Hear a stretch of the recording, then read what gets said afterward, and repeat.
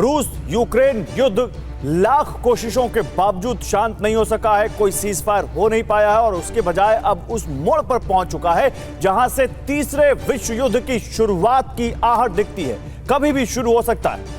दो ऐसी घटनाएं जिससे अब विश्व युद्ध होना लगभग तय माना जा रहा है। एक तरफ रूस ने पोलैंड में 20 से ज्यादा ड्रोन अटैक किए, तो वहीं दूसरी तरफ यूक्रेन ने रूस में दर्जनों शहरों में अब तक के सबसे बड़े ड्रोन अटैक को अंजाम दिया है, अब तक के सबसे बड़े, और वो भी यूरोप के एयर स्पेस का इस्तेमाल करके। यानी यूक्रेन के ड्रोन गए हैं रूस, लेकिन वाया यूरोप। पोलैंड सीमा पर 40,000 से ज्यादा सैनिकों की तैनाती हो गई है, टेंशन हाई है। और आपको याद होगा पुतिन ने पहले ही कहा था कि अगर यूरोप का एयर स्पेस यूक्रेन ने इस्तेमाल किया तो वो होगा जिसकी कल्पना भी नेटो ने नहीं की थी। तो आज इसी पर बात करेंगे कि क्या सर्वनाश तय है। लेकिन उससे पहले देखिए एक बड़ी खबर अमेरिका से आ रही है। चार्ली कर्क के हत्यारे को पकड़ लिया गया, हिरासत में लिया गया है चार्ली कर्क का हत्यारा। अमेरिकी राष्ट्रपति ट्रंप का बड़ा दावा, शूटर के पकड़े जाने का दावा किया है ट्रंप ने।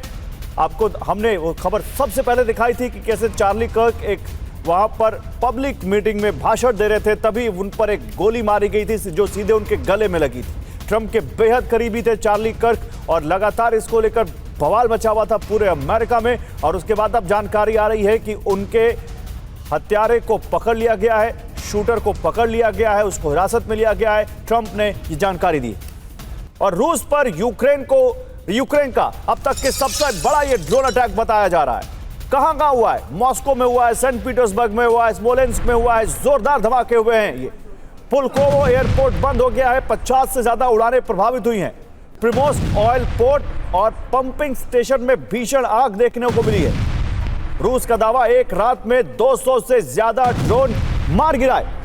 और आइए अब आपको बताते हैं कि कहां यूक्रेन ने ये ड्रोन अटैक किए हैं। और बड़ी बात है कि यूक्रेन ने जो ये ड्रोन अटैक किए हैं वाया यूरोप किए हैं, यानी यूक्रेन के ड्रोन वाया यूरोप रूस पहुंचे।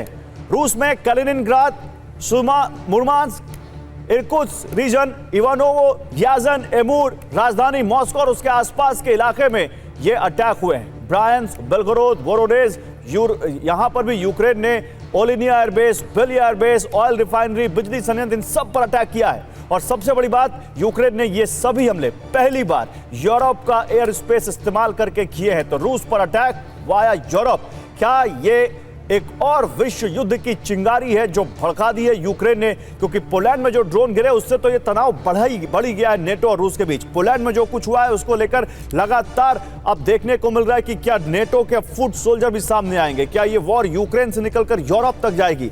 बात करने के लिए इस पर मेजर जनरल संजय मेस्टन है रक्षा विशेषज्ञ के तौर पर, अचल कुमार मल्होत्रा हैं पूर्व राजदूत, अक्षय चोपड़ा हमारे साथ हैं पूर्व वायुसेना पायलट, और अमेरिका से पूर्णिमा नाथ हमारे साथ जुड़ेंगे बस थोड़ी देर में। आप सभी का स्वागत है। लेकिन जनरल मेस्टन, पहले पोलैंड में रूस के ड्रोन और उसके बाद यूक्रेन के ड्रोन रूस तक जा रहे हैं वाया यूरोप।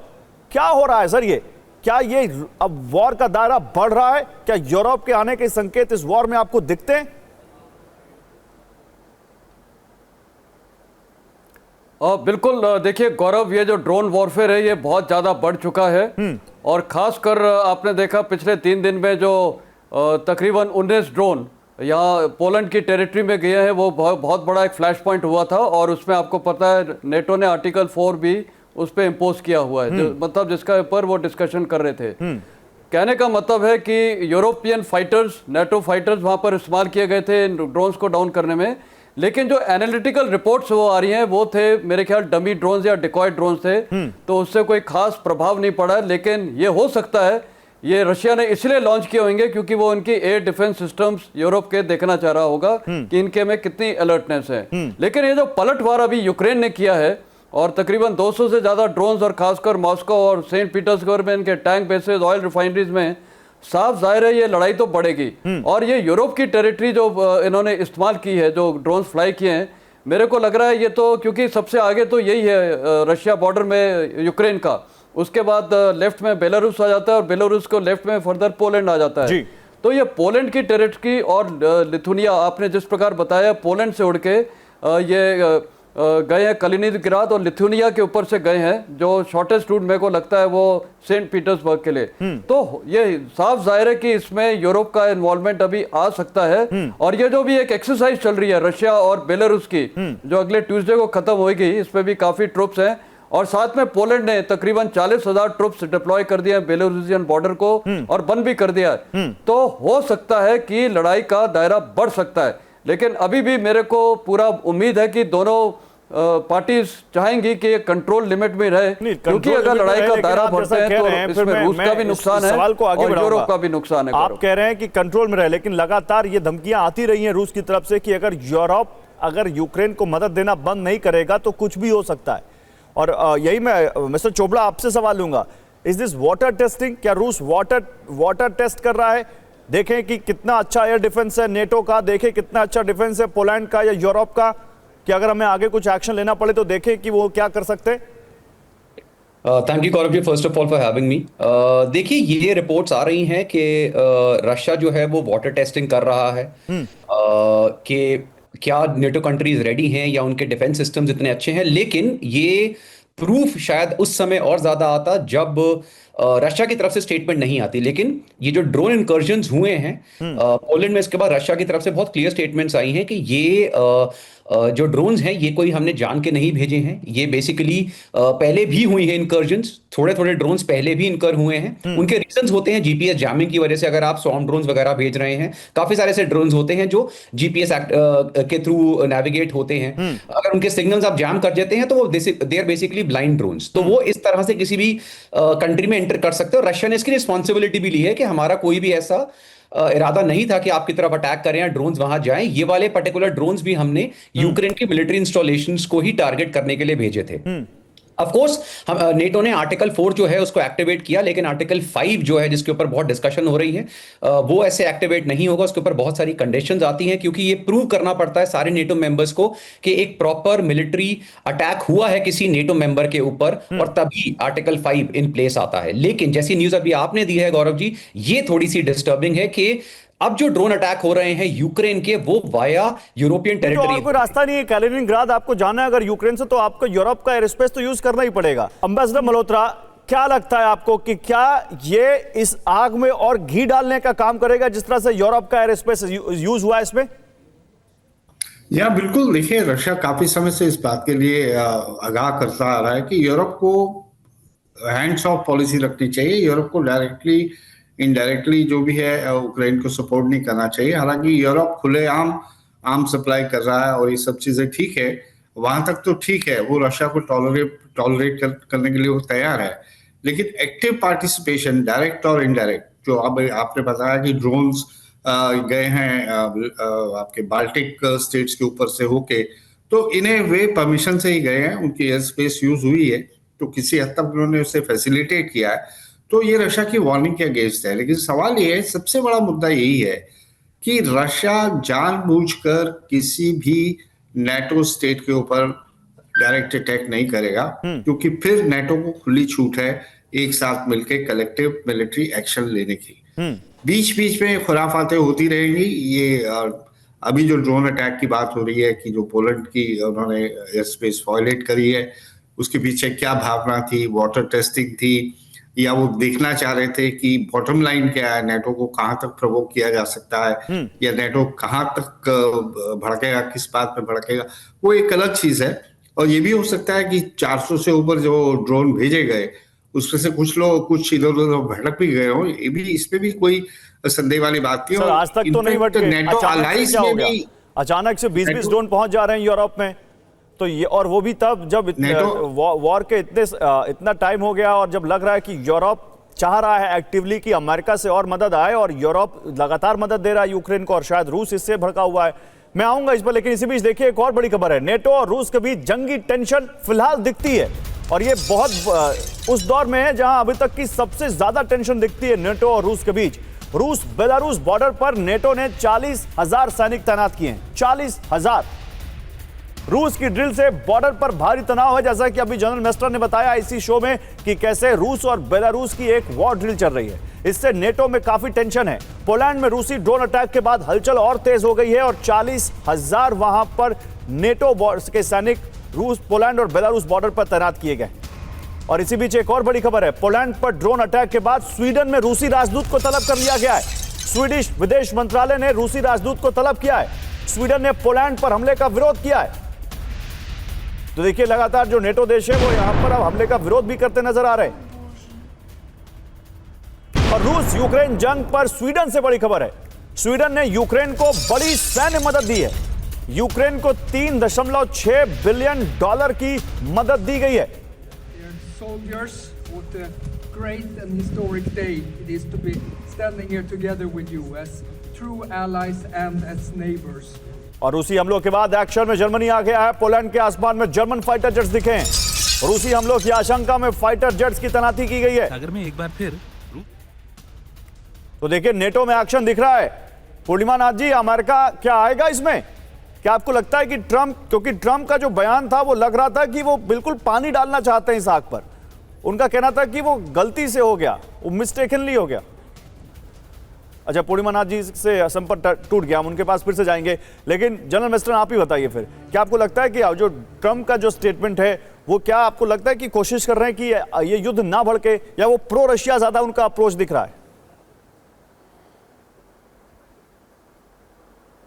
और देखिए, प्रेसिडेंट ट्रंप तो मैं बोलूँगा शुरू से ही कंफ्यूज रहे हैं। कभी वो प्रो रशिया हो जाते हैं, कभी प्रो नाटो हो जाते हैं, कभी प्रो यूक्रेन हो जाते हैं। मेरे को लगता है जो अभी स्थिति इस प्रकार है कि अभी स्टीव विटकॉफ और प्रेसिडेंट ट्रंप पूरी कोशिश करना चाहेंगे, क्योंकि अभी ये लड़ाई इस स्टेज पे है कि ये बढ़ भी सकती है और रुक भी सकती है। और ये जो अभी ये रशिया के ऊपर इतने सारे ड्रोन अटैक किए हैं, खासकर ये मॉस्को के ऊपर, ये इसलिए भी किए हुए हैं क्योंकि रशिया के ऊपर भी इनके पास एक ही तरीका प्रेशर डालने का यूक्रेन का, कि भारी तादाद में उनके ऊपर वहाँ पर ड्रोन से अटैक करो, चाहे इनके आर्मर्ड बेसिस पे या इनके ऑयल रिफाइनरीज में, कि वहाँ के लोगों के ऊपर और वहाँ के मतलब एक क्षतिग्रस्त होना चाहिए, प्रभाव होना चाहिए, और प्रेशर टैक्टिक्स की है। लेकिन ऑन ग्राउंड सबसे प्रॉब्लम ये है कि जो ये रूसी सेना है वो तकरीबन डॉनबास का तो काफ़ी इलाका अभी थोड़ा सा ही बाकी है। अगर उसको कैप्चर कर लिया तो हालात और चेंज हो जाएंगे। और आज आपको पता है 4 ओब्लास्ट इनके कब्जे में है।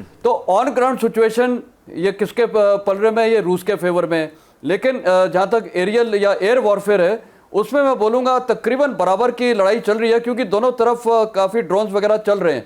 तो मेरे को लगता है प्रेसिडेंट ट्रंप का अभी बहुत बड़ा इंपॉर्टेंट रोल है। देखिए, तो यही पूछ रहे थे क्योंकि पूर्णिमा नाथ उन्हीं की पार्टी से अभी पूरा पार्डन मी सर, बट मैं आपको रोकूंगा क्योंकि पूर्णिमा नाथ आ चुकी है हमारे साथ, वो उन्हीं की पार्टी से। तो एक बार उनसे यही पूछ लेते हैं जो आपने बोला कि ट्रंप कंफ्यूज हैं, कभी वो प्रो रशिया दिखते हैं, कभी प्रो नेटो दिखते हैं, कभी प्रो यूक्रेन दिखते हैं। पूर्णिमा नाथ जी बताइए, क्या ट्रंप चाहेंगे कि नेटो और रूस के बीच ये आग भड़के? क्योंकि उनका स्टेटमेंट जो है वो ऐसा दिखता नहीं, काइंड ऑफ प्रो रशिया है, और वो ये कह रहे हैं कि नहीं ये तो गलती से हो गया है, रूस ने जानबूझ के नहीं किया। Thank you so much Gaurav ji for having me. First of all sir सही है, बट ये भी हो सकता है गौरव जी कि इनकी जो प्रोजेक्शन है ना और पोस्चरिंग है ना, ये थोड़ा सा कंफ्यूजन दिखाते हैं। लेकिन मेरे ख्याल से वो बहुत जो पॉलिटिक्स थोड़ा सा डिफरेंट खेल रहे हैं, कंफ्यूजन में रख के सबको कंफ्यूज कर दे रहे, उनको एक्शन समझ नहीं आ रहा है, ऐसा भी हो सकता है ना। मेरे ख्याल से at the end of the day देखिए, प्रेसिडेंट ट्रंप ने हमारे बेस को क्या कहा था he is a peace price. इसीलिए तो मतलब बार बार संख्या का युद्ध उन्होंने रुकवाया, बढ़ता जा रहा है। कभी 5 हो जाता है, 6 हो जाता है, 7, कभी 9, अभी तो 9 में पहुंच गया। सो आई थिंक पीस प्राइस को कहा था 24 घंटे में रुकवा दूंगा, वो रुकवा नहीं पाए, 8 महीने हो गए। जी सर, कहा था कि 24 घंटे में रुकवा दूंगा।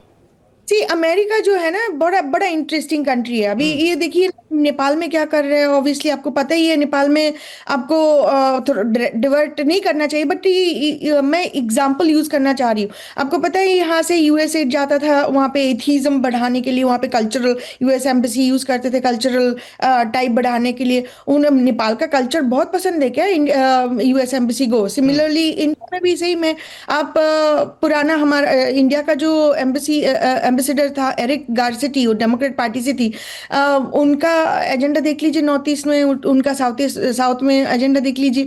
सिमिलरली मेरे ख्याल से यूक्रेन में पैसा यहाँ से तो बिलियंस ऑफ डॉलर चला गया। फिर प्रेसिडेंट ट्रंप ने आके बोला है कि वो वहाँ पे माइनिंग में काम करे कि 50% अमेरिका को मिले। ये प्रॉपरली बिजनेस डील है। अब बात ये चल रहा है कि जो कब्जा किया है रशिया इस युद्ध के दौरान, 15% जो जगह आया, जमीन आया रशिया के पास, वो एक्चुअली मुझे बड़ा स्ट्रेंज लग रहा है। आप यूक्रेन में नेपाल का एग्जांपल क्यों दे रही हैं? Because it's the same thing, it's all about making vessel straight. अभी नेपाल को इसलिए कर रहे हैं कि इंडिया को कंटेन कर सकता है। अब यहाँ पे सिर्फ नेपाल थोड़ी है, बांग्लादेश है, आप कह रही पाकिस्तान नेपाल में अमेरिका है। का हाथ है? मेरे को तो वही लग रहा है सर। नेपाल की जो वो रैपर है, रैपर किसका कल्चर है? अमेरिकन कल्चर ही तो है ना। रैपर जो है उनको एम्बेसडर से तो अभी तो मिला हुआ है। और कुछ दिन पहले मैंने ये भी पोस्ट भी किया था, 2006 की बात है। जो यूएस एम्बेसडर नेपाल की जो किंग है उनको धमकी दिया था, आपका सिंहासन से आपको छोड़ना पड़ेगा आपका। तो ये तो आज की बात नहीं है सर। ये तो जो पॉलिटिकल गेम यूनाइटेड स्टेट्स की हाथ हर जगह में, आप सिर्फ एक और दो रस्सी पुल करो तो यूनाइटेड स्टेट्स की छवि आ जाता सामने। तो ये मुझे नहीं लगता कि नेपाल में चाइना का जिस आदमी को नोबेल प्राइज चाहिए उसने पूरा एक देश जला डाला, आप ऐसा कह रही हैं? बहुत बड़ा संगीन इल्जाम लगा रही हैं आप। नहीं, मैं इल्जाम नहीं लगा रही हूँ, मुझे जो सच दिखता है उसी के बारे में बोल रही हूँ। अभी obviously will lot of things are going to come out when we research things, थोड़ा सा क्लियर होगा। बट अभी जो इन्फॉर्मेशन हमारे पास पब्लिकली अवेलेबल है उससे तो बात कर सकते हो ना। कि उन्होंने बांग्लादेश में हुआ क्या। अभी बांग्लादेश में पाकिस्तान में लिटरली कुछ एड भेजा है, एड के साथ अपने डिप्टी आर्मी चीफ भेजे हो। अब मुझे बताइए कौन से कंट्री में आप एड भेजते हो, एड के साथ मिलिट्री पैकेज भी चलता है आर्मी की। तो this is I am not laughing but I think it's very very serious. चलिए ठीक है, लेकिन मुद्दे पर आते हैं। ये बताइए मुझे, तो क्या ट्रंप चाहेंगे कि नेटो वर्सेस रूस हो, या ट्रंप जिस तरह से लाल कारपेट बिछाकर, रेड कारपेट बिछाकर पुतिन का स्वागत कर रहे थे, वो कभी नहीं चाहेंगे कि रूस के साथ हेड ऑन हो? सर मुझे लगता है कि ट्रम्प का पोस्चर यही था कि उनको बेस को दिखाना था कि he is the macho man and he can control everybody. Kim Jong उनके साथ यही हुआ था। आपको पता ही है, डिमिलिटराइजेशन जोन पे जब चले गए थे, यहाँ पे इतने बड़े बड़े सॉलिड हेडलाइन आया था, president Trump has met and also उन्होंने क्रॉस किया था वो जगह। और बराक ओबामा तो दूरबीन से देख रहे थे। ये बेसिकली पोस्चरिंग है, ये इसका नैरेटिव बनाया जाता है इसे कि he is a macho man and he can do anything. अब वार के बारे में आप बोलो तो eight the end of the day, if it was a peace deal, तो फिर ये वार तो होना ही नहीं चाहिए था। चलिए, तो फिर आप कह रही हैं वॉर होना नहीं चाहिए था, it was a peace deal, तो फिर ये हो क्या रहा है? मैं आप कुछ खबरें और दिखाना चाहता हूँ, आइए जरा पीसीआर। नेटो को अगर डिसमेंटली करना था, नेटो से विड्रॉ ही करना था, तो फिर उनके जो मेंबरशिप है उनको फोर्स क्यों करा जा रहा है कि आप 2% नहीं 5% गोल रखा जा रहा है कि आप उनको आपका नेटो ने तो अब 7% कर दिया, यूरोप ने तो 7% कर दिया अपना डिफेंस बजट, जो आप कह रही हैं। तो वो किस लिए किया है? उनको किस बात का डर है? देखिए, एक बड़ी खबर आ रही है, पोलैंड में बहुत बड़ी जंग की तैयारी चल रही है। रूस पर हमले की तैयारी में है नेटो, और ये सूत्र बता रहे हैं कि 32 देश मिलकर रूस पर हमला कर सकते हैं। आर्टिकल 4 ऑलरेडी नेटो अप्लाई कर चुका है, और आर्टिकल 5 के तहत हमला हो सकता है। आर्टिकल 5 क्या है? आर्टिकल 5 ये है कि अगर नेटो के किसी एक देश पर हमला हुआ तो सभी देशों पर वो हमला माना जाएगा, और फिर उस पर मिलकर सब उसका बदला लेंगे। तो रूस वर्सेस नेटो, पोलैंड से क्या विश्व युद्ध? पोलैंड पर रूस का ड्रोन अटैक के बाद नेटो अलर्ट है। रूस बॉर्डर पर पोलैंड के 40,000 सैनिक तैनात किए गए हैं। जर्मनी ने पूर्वी सीमा पर एयर पावर बढ़ा दी है। फ्रांस ने 3 राफेल पोलैंड में तैनात किए हैं। रूसी हमले के बाद फ्रांस ने कहा यह बिल्कुल बर्दाश्त नहीं। पोलैंड, जर्मनी और बाल्टिक देशों में एयर डिफेंस एक्टिव हो गया है। नेटो के 32 देश मॉस्को पर हमले के लिए तैयार हैं। रेडी टू अटैक मोड में सभी नेटो देशों की सेना। और इसी बीच विदेशी मीडिया में क्या चर्चा हो रही है? पोलैंड में ड्रोन अटैक पर विदेशी मीडिया में चर्चा। रूस का ड्रोन अटैक जानबूझकर या एक्सीडेंटल? चर्चा तो यहां तक है कि ज़ेलेंस्की का फॉल्स फ्लैग का हिस्सा तो नहीं है यह ऑपरेशन। ड्रोन अटैक के बहाने रूस और यूरोप को आमने सामने लाना चाहते हैं ज़ेलेंस्की, कहीं ऐसा तो नहीं है? जनरल मसलन क्या ऐसा भी हो सकता है? बिल्कुल पॉसिबल है। देखिए, आज की ये ड्रोन वॉरफेयर में ड्रोन्स को डिसेबल करके और उनको डाइवर्ट भी किया जा सकता है। तो पॉसिबिलिटी है कि ये जो डिकॉय ड्रोन्स हैं, देखिए आजकल की वॉरफेयर में ड्रोन्स के साथ कई डिकॉय डमी ड्रोन्स भी भेजे जाते हैं। और आपने देखा है जो कुछ ड्रोन्स गिरे हैं पोलैंड की टेरिटरी में, वो बिल्कुल ही चीप ड्रोन्स थे। मतलब उसका जो मटेरियल है और उसके अंदर ना कोई बारूद था ना कुछ था। तो कहने का मतलब है इनको डाइवर्ट किया जा सकता है, या पॉसिबिलिटी ये भी है कि एक्सीडेंटली भी ये जा सकते हैं, लेकिन एक्सीडेंटली सिर्फ सवाल उठता है कि क्या 19 ड्रोन एक प्रोफेशनल आर्मी दूसरी कंट्री में दाग सकती है, वो भी एक थोड़ा इश्यू आ जा सकता है। और तीसरा जो मैंने पहले बताया था, हो सकता है इनकी एयर डिफेंसेस और इनकी स्टेट ऑफ अलर्टनेस को देख रहे हैं और इनका रिएक्शन देख रहे हैं, तो सारी पॉसिबिलिटीज हैं पॉसिबल। लेकिन यूक्रेन तो बिल्कुल चाहेगा कि ये युद्ध एनलार्ज हो, क्योंकि उसमें क्या है कि अभी अकेला लड़ा है, सपोर्ट जरूर है उनका हथियार और फंडिंग के लिहाज से, लेकिन ट्रुप्स तो उसके मर रहे हैं। लेकिन हाँ, वो चाहेगा कि पूरा यूरोप आ जाए इस लड़ाई में और उस रूस पे ज़्यादा प्रभाव पड़े। पर मेरे को लगता है अभी भी कि EU या NATO इस ट्रैप में नहीं फंसेगा, वो अवॉइड करेगा इस युद्ध को। और जो आप ये बता रहे हैं भारी संख्या में वहाँ पर NATO देश तैयार हैं, 32 कंट्रीज हैं, वो मेरे को लगता है ये जो यूक्रेन की बेलारूस की और रशिया की एक्सरसाइज चल रही है, वो एक डिफेंसिव मैकेनिज्म भी हो सकती है। इसीलिए 40,000 ट्रुप्स पोलैंड ने वहां बॉर्डर पे लगाए हैं। तो लगता नहीं है कि एक ऑफेंसिव जा सकता है यूरोप की तरफ से रशिया के ऊपर। ठीक है, इसी बीच देखिए एक और बड़ी खबर है। रूस के ड्रोन अटैक के बाद पोलैंड गुस्से में है। पोलैंड के पीएम ने जताई है वर्ल्ड वॉर 3 की आशंका। पुतिन ने जंग का दायरा बढ़ा दिया है, यह कहा है डोनाल्ड टस्क ने। एक तरफ डोनाल्ड ट्रंप है, दूसरी तरफ डोनाल्ड टस्क है, और ये कह रहे हैं कि वर्ल्ड वॉर 3 हो सकता है। सुनिए क्या कहा उन्होंने। तो क्या वाकई अब भड़केगा विश्व युद्ध? नंबर 1, यूक्रेन का यूरोप के एयर स्पेस से रूस पर हमला, यह बहुत बड़ा ट्रिगर बन सकता है। नंबर 2, रूस के 20 से ज्यादा ड्रोन पोलैंड की सीमा में घुसे। नंबर 3, पोलैंड ने आर्टिकल 4 के तहत यूरोप की बैठक बुलाई। इनफैक्ट पोलैंड के राष्ट्रपति तो कह रहे हैं कि वो लगातार नेटो से इस पर मंथन कर रहे हैं। नंबर 4, अब तक 7 बार आर्टिकल 4 का इस्तेमाल हुआ है। नंबर 5, पोलैंड ने 2014 में क्रीमिया पर कब्जे के दौरान आर्टिकल 4 का इस्तेमाल किया था। तो एम्बेसडर मल्होत्रा, आपको क्या लगता है, हम चाहते भी हैं नहीं है कि कोई वर्ल्ड वॉर छिड़े, लेकिन यहां तो पोलैंड के राष्ट्रपति खुद कह रहे हैं कि वैसा माहौल बन रहा है।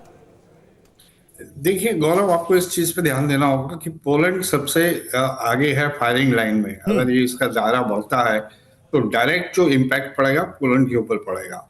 अब इसमें कितनी सच्चाई है, ड्रोन गिरे या नहीं गिरे, अगर गिरे तो इस बात का इतना बड़ा मुद्दा बनाया जा रहा है कि पूरे यूरोप में एक सेंसेशन फैलाई जा रही है।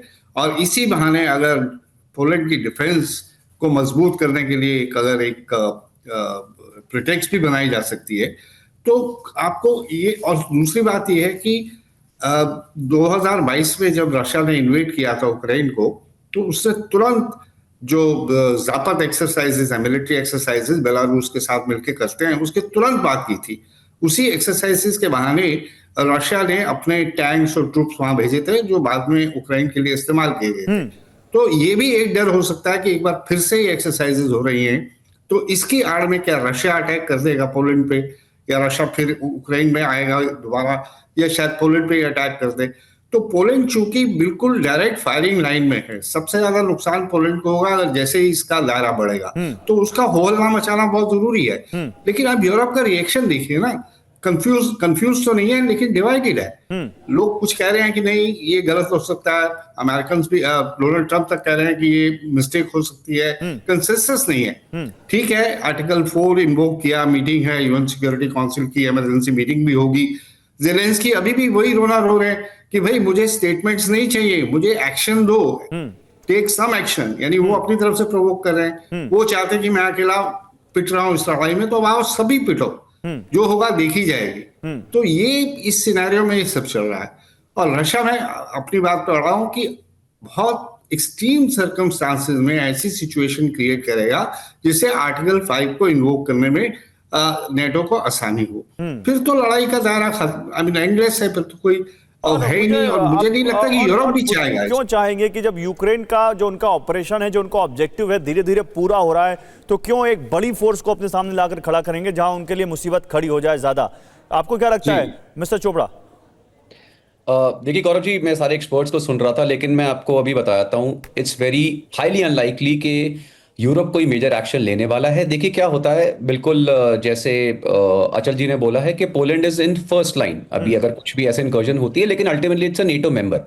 रशिया कुछ भी ऐसी एस्केलेशन नहीं चाहेगा एट दिस पर्टिकुलर स्टेज। उसका रीजन फाइनेंशियल भी है, उसका रीजन जो उनके ओवरऑल जो मिलिट्री लॉसेस हो रखे हैं इतने सालों में, it does not has the capacity to take over the entire NATO. लेकिन जैसे लोग कह रहे हैं कि नेटो के 32 कंट्रीज जो हैं वो रेडी हैं रशिया पे अटैक करने के लिए। देखिए, पॉसिबल क्यों नहीं है? हम एक चीज भूल जाते हैं कि Russia one of the strongest nuclear powers in the world. अगर उसके एग्जिस्टेंस के ऊपर कुछ भी डेंजर आता है एट अ टाइम, तो उसको कोई फर्क नहीं पड़ेगा, ज्यादा टाइम नहीं लगेगा न्यूक्लियर अटैक को अंजाम देने में, और ये बहुत डेंजरस हो सकता है। यहां पर देखिए, जो जो ड्रोन इंकर्जन्स हुई हैं, पहली चीज तो वो पहले भी हो चुकी हैं, नंबर 1। नंबर 2, ये ड्रोन इंकर्जन्स की अगर रशिया रिस्पॉन्सिबिलिटी नहीं लेता तो हम एक बार के लिए मान भी सकते थे, लेकिन रशिया ने बहुत क्लियरली बोला है कि ये जो पर्टिकुलर ड्रोन्स हैं ये गलती से आपके अंदर एंटर करे हैं, पहले भी हो चुके हैं। उसका मैं एग्जांपल आपको देता हूं। लेट्स से आप स्वॉर्म नहीं, तो ड्रोन, मैं आपको एक अपडेट और दूं। कुछ एजेंसीज ये भी रिपोर्ट कर रही हैं कि रशिया ने अब ये कहा है कि क्या सबूत है कि ये ड्रोन रूस के, क्योंकि इसकी जो स्टेटमेंट्स हैं वो रूस की साइड से अभी आई हैं। हाँ। कि हो सकता है ये जो पर्टिकुलर ड्रोन्स, अगर आप कह रहे हैं कि रशियन हैं, तो हमने जो मिलिट्री इंस्टॉलेशंस को टारगेट किया है, जब हम स्वॉर्म ड्रोन्स भेजते हैं वो सारे जीपीएस कंट्रोल्ड होते हैं, उनके एक एल्गोरिदम होता है, और इन दोनों रीजन्स में, रशिया और यूक्रेन में, जैमिंग इस समय फुल फॉर्म में चल रही है। तो अगर एक भी आपका स्वॉर्म ड्रोन जैम हो जाता है तो ऑटोमेटिकली पूरा का पूरा जो ग्रुप है वो जैम होगा, और उस समय वो अपना रास्ता खो सकता है। ऐसे कोई पर्टिकुलर अटैक नहीं हुआ है, सिर्फ रास्ता खोया है। पहले भी आप पर्टिकुलर डेट्स चेक करेंगे तो पोलैंड की तरफ 2-3 ड्रोन्स की इंकर्जन्स हुई हैं। यहां पर एस्केलेशन थोड़ी हमने ज्यादा देखी है, जो इस समय एक्शन हो रहा है सेफ्टी पॉइंट ऑफ व्यू से। मैं एग्जैक्टली उसी पॉइंट पर आ रहा था कि पहले जब जो एग्जांपल आप दे रहे हैं, if I am not mistaken, एक मिसाइल भी आई थी पोलैंड की सीमा में जहां पर गड्ढा हुआ था काफी, लेकिन तब भी आर्टिकल 4 इन्वोक नहीं हुआ था, और इस तरह से वहां किसी पोलैंड के पीएम का बयान नहीं आ रहा था, और इस तरह से बातें नहीं हो रही थी जो अब हो रही है। ट्रंप का रिएक्शन, पोलैंड के पीएम का, प्रेसिडेंट का रिएक्शन, नेटो लगातार जिस तरह से बात कर रहा है, पोलैंड ने जिस तरह से अपने फाइटर जेट उड़ा दिए, जर्मनी ने अपने फाइटर जेट उड़ा दिए, उधर रूस बेलारूस के बॉर्डर की जो सेनाएं हैं वो यूरोप बॉर्डर पर जिस तरह से वॉर ड्रिल कर रही हैं, ये सारी चीजें ना डॉट्स कनेक्ट करते हैं कि यहां पर क्या कुछ होने वाला है क्या। मैं एक और बड़ी खबर दिखा रहा हूं, फिर आता हूं आपके पास। रूस के खिलाफ बाल्टिक देशों ने बड़ा एक्शन लिया है। लातविया ने रूस बेलारूस बॉर्डर पर एयर स्पेस बंद कर दिया है। 11 से 18 सितंबर तक एयर स्पेस बंद करने का ऐलान किया है। रूस का एक्शन नेटो के लिए अलर्ट सिग्नल, ये कह रहे हैं एंड्रेस स्प्रूट्स। लातविया पर सीधा खतरा नहीं, लेकिन रोकना जरूरी है। और बेलारूस यूक्रेन सीमा के पास किसी भी उड़ान पर पाबंदी लगा दी गई है। पोलैंड ने 9 दिसंबर तक उड़ान पर पाबंदी लगा दी है। देखिए, लगातार एयर स्पेस बंद किए जा रहे हैं। सीमा के पास सिर्फ सैन्य विमानों को उड़ान भरने की छूट है। सुरक्षा के लिहाज से सीमा के पास उड़ान पर पाबंदी लगी।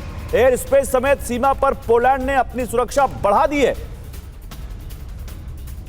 अब अगली एक और खबर देखिए। पोलैंड को 2 एडवांस डिफेंस सिस्टम देगा नीदरलैंड्स। पोलैंड की सुरक्षा को लेकर नीदरलैंड्स का बड़ा ऐलान। पोलैंड को जल्द भेजेगा 2 patriot air defence system. Netherlands अपने 300 सैनिकों को भी पोलैंड भेज रहा है। रूस से सटे बॉर्डर पर डिफेंस वॉल बना रहा है नेटो। रूस के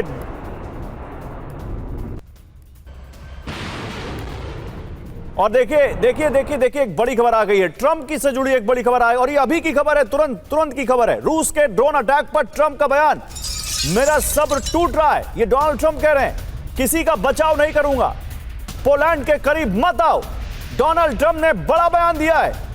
डोनाल्ड ट्रंप कह रहे हैं कि मेरा सब्र टूट रहा है, किसी का बचाव नहीं करूंगा, पोलैंड के करीब मत आओ।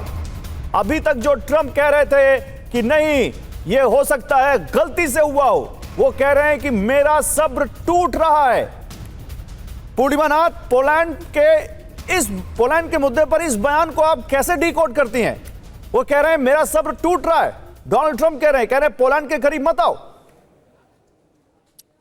सर, आपको याद है कुछ 2 दिन पहले एक पोलैंड का जो रिपोर्टर था, उनको प्रेस कॉन्फ्रेंस में कैसे इंसल्ट किया गया था। उनको क्वेश्चन ये किया था कि आपने रशिया के लिए और यूक्रेन का युद्ध रुकवा, यानी क्या क्या एक्शन लिया। उन्होंने सीधा बता दिया। आपको कैसा पता नहीं लिया इंडिया के ऊपर। बिल्कुल, वो खबर हमने चलाई थी, 3-4 दिन पहले हुआ था ये। जी, फेज टू भी आप देयर आर फेज 3 एक्सेट्रा ऐसे आएगा। अभी ये सडनली तो हुआ नहीं। ये वैसे तो कोई प्रूफ भी नहीं दे रहा है ड्रोन किसका है। On top of it mister Tusk ने बोल दिया है कि we know what it is, but proof तो दो। अभी ये सिचुएशन मैं आपको बताती हूँ कितना डेंजरस है। प्रेसिडेंट ट्रंप ने डिपार्टमेंट ऑफ डिफेंस को रीनेम करके डिपार्टमेंट ऑफ वॉर किया है। उनका कहना ये स्पेसिफिकली ये था कि डिफेंस वाज टू बोरिंग। अभी ऑफेंस में हम लोग लेंगे, हालांकि in reality they were always in offence. No but मुझे पूर्णिमानाथ अभी आपसे जब मैंने पहली बार बात की इसी शो में तो आपने कहा कि वो कंफ्यूज होते हैं या लोगों को दिखाते हैं वो कंफ्यूज हैं और वो अपनी पॉलिटिक्स कर रहे होते हैं। तो यहां भी उनके दो स्टेटमेंट आ गए हैं। एक स्टेटमेंट की हो सकता है मिस्टेक हो, दूसरा वो कह रहे हैं कि मेरा सब्र टूट रहा है और पोलैंड के करीब मत आओ। तो ये क्या कुछ इल्यूजन है क्रिएट करने की कोशिश कर रहे हैं या पॉलिटिक्स ऑफ डिल्यूजन है जो यहां पर डोनाल्ड ट्रंप करने की कोशिश कर रहे हैं? क्या आप समझ रही हैं? पहले वाले बयान पर ज्यादा भरोसा करें या अभी जो कह रहे हैं उस पर हम लोग करें, क्योंकि अभी का बयान एक हार्ड लाइन लेता हुआ दिख रहा है। सर उनका जो सिचुएशन है मुझे ऐसे लगता है कि वो चाहते थे शायद कि उनका कन्फ्यूजन से सब कंफ्यूज हो जाएंगे। बट मुझे एक बात बताइए सर, पहले अमेरिका की जो प्रेसिडेंशियल पोजीशन हुआ करता था बहुत वेट हुआ करता था, कोई भी स्टेटमेंट को सीरियसली लिया जाता था। अब मुझे बताइए पिछले 6 महीने में क्या हुआ है? हाँ, अभी इनका कोई भी स्टेटमेंट को आप सीरियसली नहीं ले सकते हो। आज दुश्मन हो सकता है, कल दिखाएंगे बहुत दोस्ती है पीएम मोदी के साथ। कर रही है नेटो का सबसे पावरफुल कंट्री है। क्या जनरल मिस्टन हम पोलैंड पर ट्रंप के इस बयान को हल्के में निकाल दें?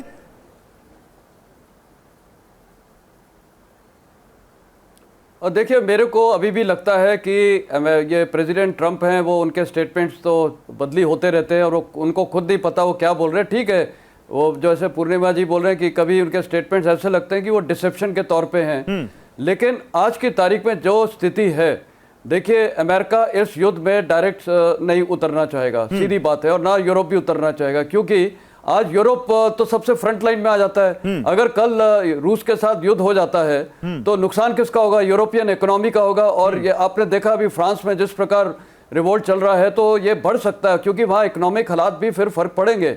तो यूरोप के लोग नहीं चाहते हैं कि वहां पर यूक्रेन के चक्कर में वहां पर एक युद्ध बढ़े। तो ये देखिए अभी सारी प्रेशर टैक्टिक्स है। ट्रंप अपनी लाइन को टो कर सकते थे। एम्बेसडर मल्होत्रा आपसे भी रिएक्शन लूंगा। डोनाल्ड ट्रंप अपनी लाइन को टो कर सकते थे, ठीक है जांच करवाते हैं, देखते हैं किसका ड्रोन है किसका नहीं है। वो ये क्यों कह रहे हैं कि मेरा सब्र टूट रहा है?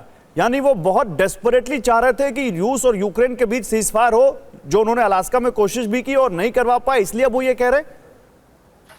जी बिल्कुल गौरव, आपने बिल्कुल निशाना पे तीर मारा, क्योंकि डोनाल्ड ट्रंप की डेस्परेशन जो है ये पहली बार नहीं, कई बार जो इस पूरी प्रोसेस को लेके उन्होंने खुल के बोला कि डेस्परेट हो रहे हैं, जैसे मतलब उसकी इंटरप्रिटेशन यही रही है उनकी स्टेटमेंट्स की कि वो डेस्परेशन के कगार पे खड़े हुए हैं।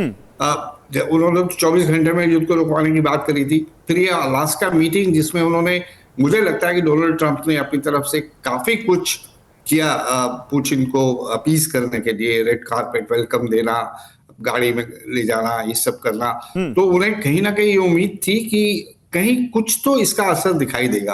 हकीकत यह है कि इनकी मीटिंग के बाद से कुछ भी नहीं हुआ। लड़ाई बढ़ी है, रशिया की तरफ से अटैक्स बढ़े हैं, अब इनकी तरफ से काउंटर अटैक हो रहे हैं। तो जाहिर है कि उनका डेस्परेट होना लाजमी है, जस्टिफाइड है। पर सवाल यह है कि इस डेस्परेशन के चलते हुए क्या वो एक इंडिविजुअली ऐसा बड़ा डिसीजन ले सकते हैं कि सीधा रशिया पे अटैक करें? मुझे नहीं लगता कि कोई उन्हें इस चीज की आसपास जो भी उनके एडवाइजर्स हैं कोई भी एडवाइस करेगा, अगर वो किसी की एडवाइस सुनते हैं तो। बट ओवरऑल सिचुएशन ये कहना बनता है। देखिए पोलैंड पे अगर वास्तव में कुछ ड्रोन्स गिरे हैं तो पोलैंड का चीखना चिल्लाना बनता है, यूरोप का शोर मचाना बनता है, यूएन सिक्योरिटी काउंसिल की इमरजेंसी मीटिंग बुलानी बनती है, आर्टिकल 4 इन्वोक करना बनता है, और डोनाल्ड ट्रंप का भी कुछ इस तरह की स्टेटमेंट देना बनता है। चलिए ठीक है, आप बड़ी बात कह रहे हैं कि डोनाल्ड ट्रंप का इस तरह का स्टेटमेंट देना बनता है, लेकिन इसी बीच देखिए सर एक और बड़ी खबर है। पुतिन के करीबी ने भी एक बड़ा स्टेटमेंट दिया है। इनफैक्ट मैं कहूंगा बड़ी धमकी दी है। पुतिन के करीबी ने परमाणु हमले की धमकी दी है, और भी लंदन पर, सीधे सीधे यूरोप पर परमाणु हमले की धमकी। पुतिन के टीवी प्रचारक व्लादिमीर सोलोवियोव का दावा, लंदन में पश्चिमी देशों के रक्षा मंत्रियों की बैठक को टारगेट किया जाना चाहिए। अब पता नहीं कि अपने मन से बात करते हैं या इनको पीछे से कोई कहता है कि ऐसी बातें बोलो। आइए आपको बताते हैं कि व्लादिमीर सोलोवियोव ने कहा क्या है। उन्होंने कहा कि लंदन पर हमला करे रूस, परमाणु हमला किया जाए। लंदन में रक्षा मंत्रियों की बैठक है, पश्चिमी देशों के नेता जुट रहे हैं, अमेरिकी रक्षा मंत्री भी आ रहे हैं और कह रहे हैं कि उसी बैठक पर परमाणु हमला किया जाना चाहिए। और देखिए, अब ऐसी खबर जो ये जाहिर करती है कि पुतिन की आक्रामक नीति महायुद्ध की पटकथा लिख रही है। द न्यूज वीक के मुताबिक रूसी परमाणु पनडुब्बियां पिछले दिनों प्रशांत क्षेत्र में मौजूद थी। रूस की परमाणु पनडुब्बियों ने अपना मिशन पूरा किया और फिर वापस रूस के कामचटका नेवल बेस पर वापस आ गई। ये पनडुब्बियां रूसी नेवी के प्रशांत बेड़े में शामिल थी। आपको बता दें कि प्रशांत क्षेत्र में एशिया, अफ्रीका और ऑस्ट्रेलिया के हिस्से आते हैं और ये इलाके अमेरिका और यूरोप के लिए रणनीतिक तौर पर बेहद अहम है। इसी बीच एक और बड़ी खबर है, बड़े हमले की तैयारी में रूस। नेटो से जंग की बहुत बड़ी तैयारी कर रहा है रूस। रूस में 2,80,000 कॉन्ट्रैक्ट सैनिकों की भर्ती की गई है। पिछले 8 महीनों में लाखों सैनिकों की रूस में भर्ती की गई है। यूक्रेनी मिलिट्री इंटेलिजेंस के डेप्यूटी हेड का सनसनीखेज दावा, 3,43,000 नए सैनिकों की फौज तैयार कर रहा है रूस। तो पुतिन किस युद्ध की तैयारी कर रहे हैं, जो चल रहा है या उनको लग रहा है जो आगे होने वाला है? रूस ने इस साल 2,80,000 कॉन्ट्रैक्ट सैनिकों की भर्ती की। रूस साल के अंत तक 3,43,000 सैनिकों की भर्ती करेगा। अब हर महीने रूस में 35,000 नए सैनिकों की भर्ती हो रही है। हर सैनिक को $24,612 की सैलरी का ऑफर दिया गया है। यूक्रेनी इंटेलिजेंस एजेंसी के डेप्यूटी हेड का यह बड़ा दावा है। बताइए भाई मिस्टर चोपड़ा, क्या हो रहा है? एक तरफ पनडुब्बियां इधर से उधर जा रही है, एक तरफ सैनिकों की भर्ती हो रही है, दूसरी तरफ उनका टीवी का प्रवक्ता कह रहा है कि लंदन में जो रक्षा मंत्रियों की बैठक है उस पर परमाणु बम मार दो, और ट्रंप कह रहे हैं कि मैं अब सहूंगा नहीं। देखिए गौरव जी, थोड़ा सा ना ओवर अग्रेसिव पोस्टर जो हम देख रहे हैं इस समय दोनों साइड से दिख रहा है। देखिए ट्रम्प की स्टेटमेंट पे तो मैं शुरू से एक ही चीज बोल रहा हूं कि प्लीज भगवान के लिए कोई ना कोई अवार्ड दिला दीजिए, कम से कम एक पीस प्राइज, तो शायद ये थोड़ा शांत, ये भी पीसफुल हो जाए। बिल्कुल, क्योंकि हर तीसरे दिन की नई स्टेटमेंट्स आती है। इन्होंने पूरी कोशिश करी कि इंडिया पाकिस्तान का क्रेडिट ले लें या इजराइल का क्रेडिट ले लें, लेकिन कहीं पर ये सफल हुए नहीं। तो कोशिश तो उन्होंने रशिया के केस में भी करी थी, लेकिन वो भी पॉसिबल नहीं हो पाया। और ये जो स्टेटमेंट ये दे रहे हैं कि मेरा सब्र का बांध टूट रहा है, उससे देखिए कोई फर्क पड़ने नहीं वाला। कुछ समय के बाद आप देखेंगे ये डिफरेंट स्टेटमेंट देंगे, जहां पर पुतिन इनके बहुत अच्छे दोस्त हो जाएंगे, फिर कोई मीटिंग्स होंगी। जो पोलैंड का आप एग्रेसिव पोस्चर देख रहे हैं, दैट इज अगेन, जैसा अभी हमने सारे पैनलिस्ट ने बोला है कि बिकॉज वो फर्स्ट लाइन ऑफ फायर में आता है, तो अपने को प्रोटेक्ट करने के लिए इस समय सारा नेटो जो है एक पोस्चर दिखा रहा है कि देखिए अगर एस्केलेट होता है तो हम ये करेंगे। ये एस्केलेशन आपस में नेटो वर्सेस रशिया होना बहुत अनलाइकली वाला केस है। जो आप जो इनके सबमरीन्स की मूवमेंट देख रहे हैं, ये काफी समय से चल रही है। Again it's more of a military strategy जो इनकी ओवरऑल स्ट्रैटेजी है। और ये जो इंडक्शंस हुए हैं अभी, जो सोल्जर इंडक्शन हुए हैं, this is because 1 million plus losses जो रशिया ऑलरेडी फेस कर चुका है। इनको बहुत सारी शॉर्टेज है मैन पावर की। Okay mister Chopra, thank you so much, बहुत शुक्रिया।